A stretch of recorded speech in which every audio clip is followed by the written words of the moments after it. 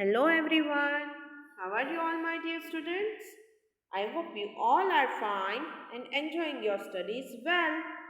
So, my dear students, as you all know, in a previous video we have completed revision of FA3 exam. We have revised poem number 8, Adventures of Isabel from textbook and fair book. So, today we are going to revise lesson number 9, Uncle Ken at the wheel.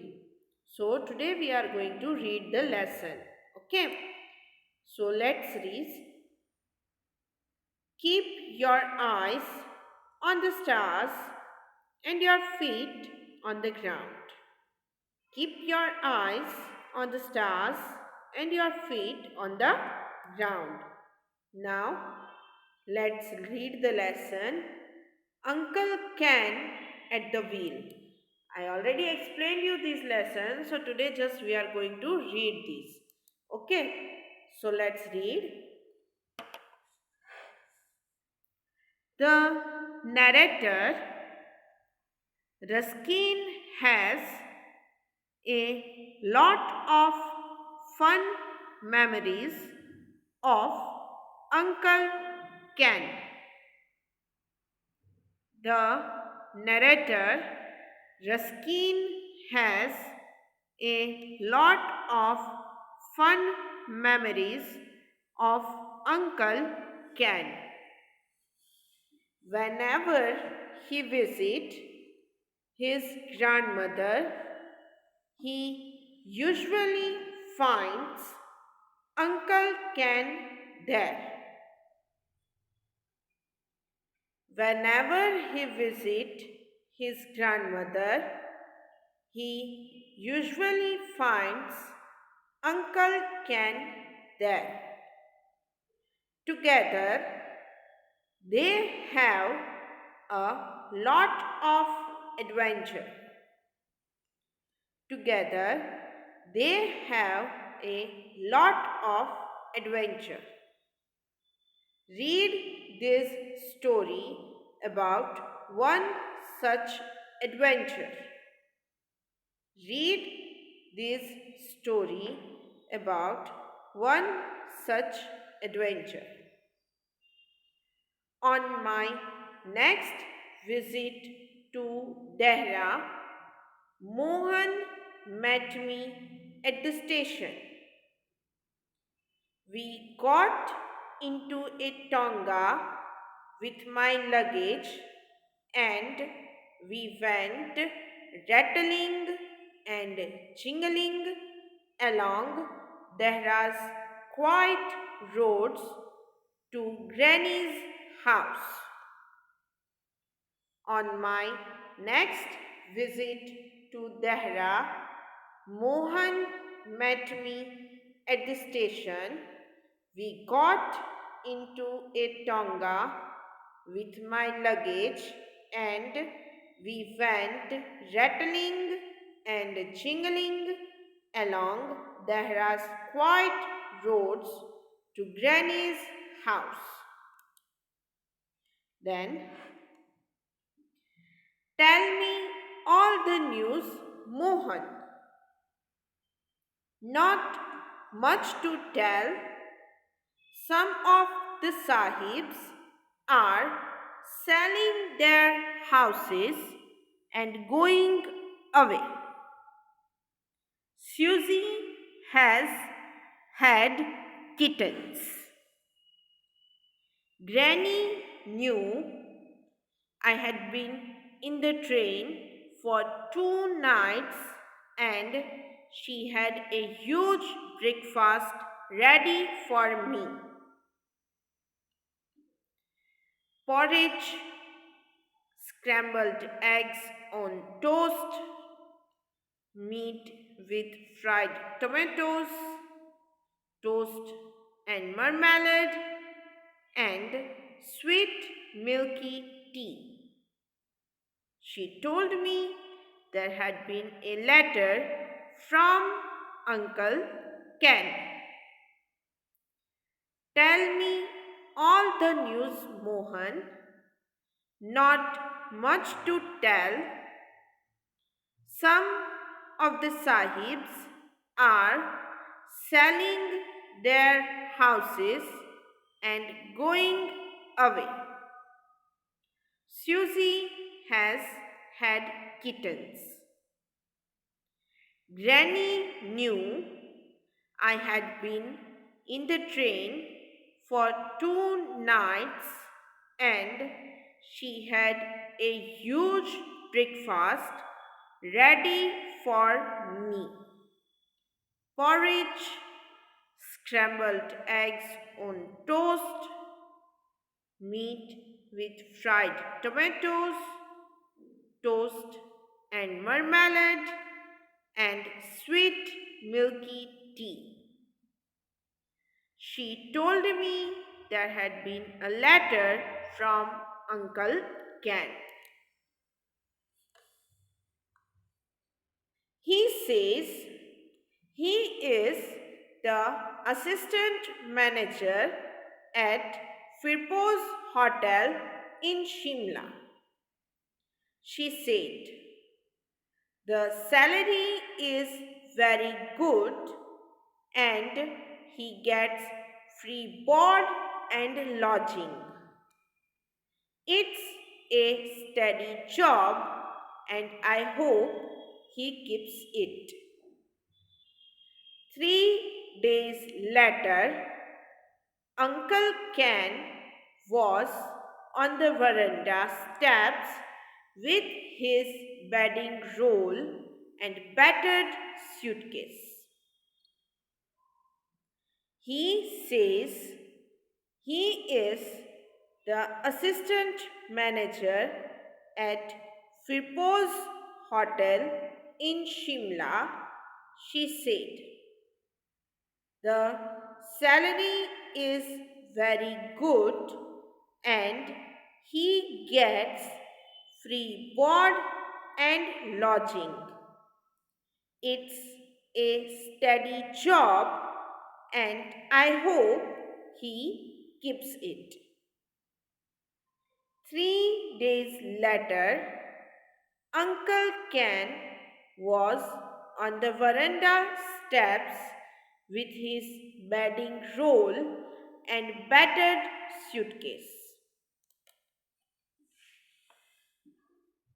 Have you given up the hotel job? Asked Granny. No, said Uncle Ken. They have closed down. I hope it wasn't because of you. No, Aunt Ellen. The bigger hotels in the hill stations are all closing down. Well, never mind. Come along and have your tiffin. There is kofta curry today. It's Ruskin's favorite. Have you given up the hotel job? Asked Granny. No, said Uncle Ken. They have closed down. I hope it wasn't because of you. No, Aunt Ellen.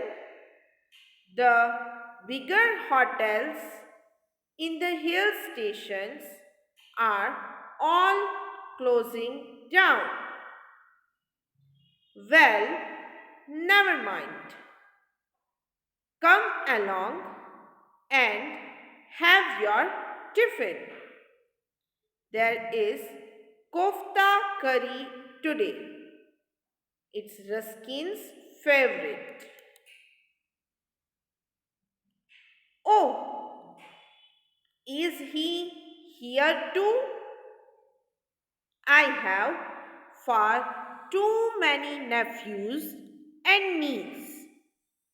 Still, he is preferable to those two girls of Mabel's. They made life miserable for me all the time I was with them in Shimla. over tiffin, as lunch was cold in those days. Uncle Ken talked very seriously about ways and means of earning a living. Oh, is he here too? I have far too many nephews and nieces. Still, he is preferable to those two girls of members. They made life miserable for me all the time I was with them in Shimla. Over tiffin, as lunch was cold in those days, Uncle Ken talked very seriously about ways and means of earning a living. There is only one taxi in the whole of Dehra, he mused.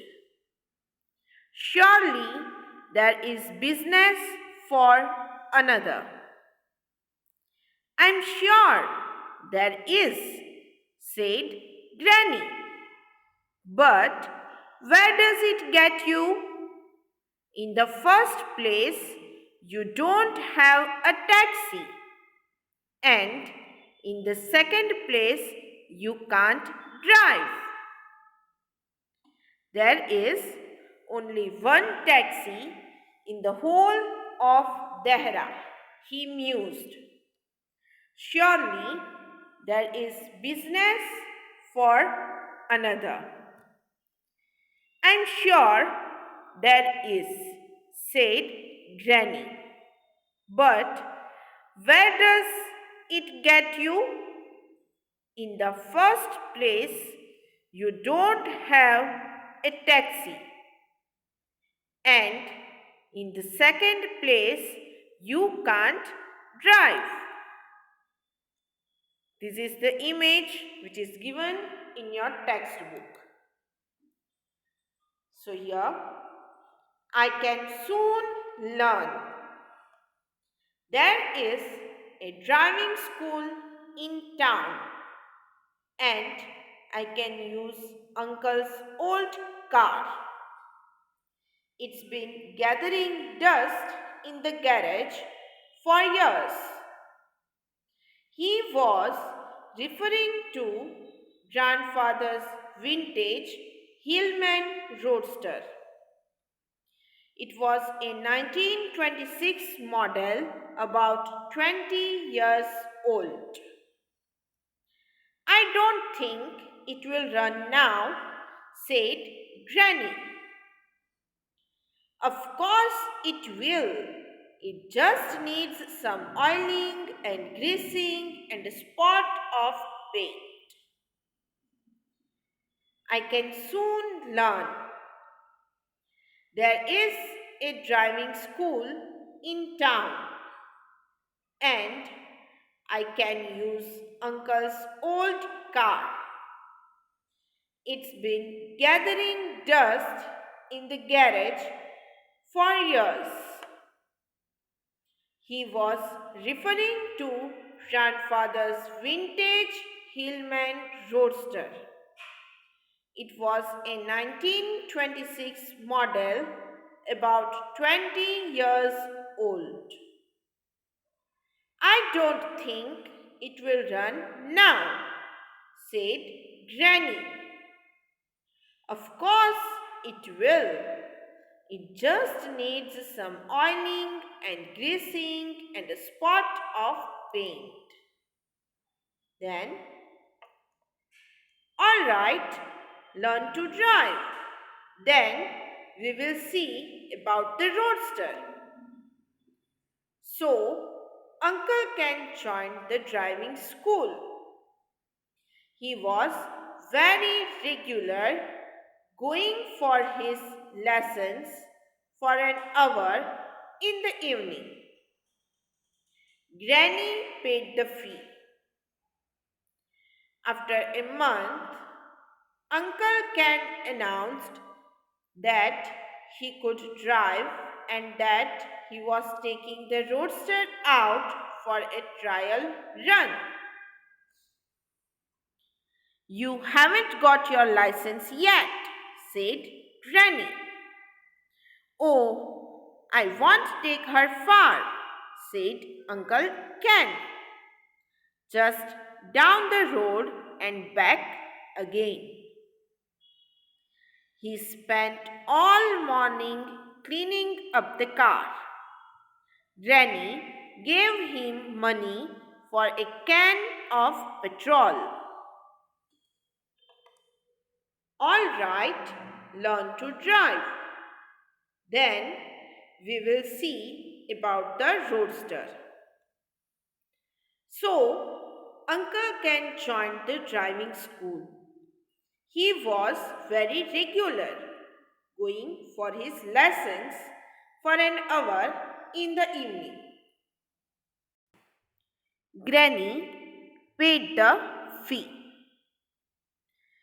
After a month, Uncle Ken announced that he could drive and that he was taking the roadster out for a trial run. You haven't got your license yet, said Granny. Oh, I won't take her far, said Uncle Ken. Just down the road and back again. He spent all morning cleaning up the car. Granny gave him money for a can of petrol. After tea, Uncle Ken said, "Come along, Ruskin. Hop in and I will give you a ride. Bring Mohan along too." Mohan and I needed no urging. We got into the car beside Uncle Ken. "Now, don't go too fast, Ken," said Granny unconsciously. "You are not used to the car as yet." Uncle Ken nodded and smiled and gave two sharp toots on the horn. He was feeling pleased with himself. After tea, Uncle Ken said, "Come along, Ruskin. Hop in and I will give you a ride. Bring Mohan along too." Mohan and I needed no urging. We got into the car beside Uncle Ken. "Now, don't go too fast, Ken," said Granny. "You are not used to the car as yet." Uncle Ken nodded and smiled and gave two sharp toots on the horn. He was feeling pleased with himself. Then, driving through the gate, he nearly ran over Crazy, over our dog. Miss Kellner, coming out for her evening rickshaw ride, saw Uncle Ken at the wheel of the roadster and went indoors again. Uncle Ken drove straight and fast, tootling the horn without a break. Driving through the gate, he nearly ran over Crazy, our dog. Miss Kellner, coming out for her evening rickshaw ride, saw Uncle Ken at the wheel of the roadster and went indoors again. Uncle Ken drove straight and fast, tootling the horn without a break. At the end of the road, there was a roundabout. See, this is the image which is given in your textbook. We will turn here, said Uncle Ken, and then drive back again. He turned the steering wheel.